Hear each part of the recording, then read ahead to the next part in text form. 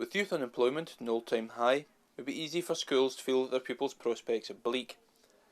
However, Doon Academy are working hard to help their pupils' employability and life skills. Head teacher John Mackenzie explains how encouraging further education is one way of doing this. No, it's not negatively disastrous in the whole. We're finding that more and more of our pupils are choosing to go to college, so they're not going from the schools into unemployment or employment difficulties. I think last year we had 40% of our pupils going to further education or higher education, and the more pupils that we can put into that area, the more opportunity there is that they're going to find eventually jobs that are related to their own training and to their own skills. One former pupil of the school who went on to university was Lee McPhail. He has now returned as a primary school teacher, and he explains how he wants to inspire the new generation.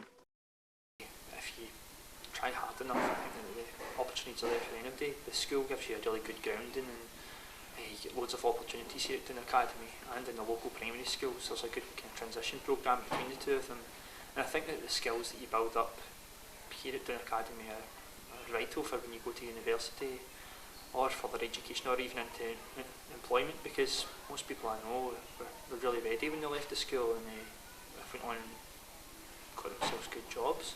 But to come back and work in the local area, I think it's nice to be back here, because the kind of kids remind me of what I was like when I was younger, and it'd be nice to kind of have a positive effect on them, because that's what a lot of my teachers had on me. Another Doon Academy success story is Kyle McCormick. He has now left the school in order to complete his 6th year, so he can pursue his dream of studying law at university, possibly even a prestigious Cambridge University. I just sort of looked to see if I had any other options, because the norm's just you go to Glasgow or Edinburgh or something like that, and I wanted to see if there was options to go somewhere else. Jowett came up and spoke to me and told me about some of the summer schools and courses I could go, and just to get a taster of it. And I was at one in February for a weekend, and I'm going again during the summer for a certain trust summer school, and that's just sort of got me interested, and I know now that it's sort of feasible for me to go, that I can actually do it if I just stick in. I mean, every year that there are one or two or a small clutch of pupils who actually set a very high standard, and that's really important for a small school like Doon Academy. It's really important that we always have good examples in the community that we can point other pupils to as an inspiration. Pupils were also treated to a presentation by Cambridge Schools Liaison Officer Josh Jowett.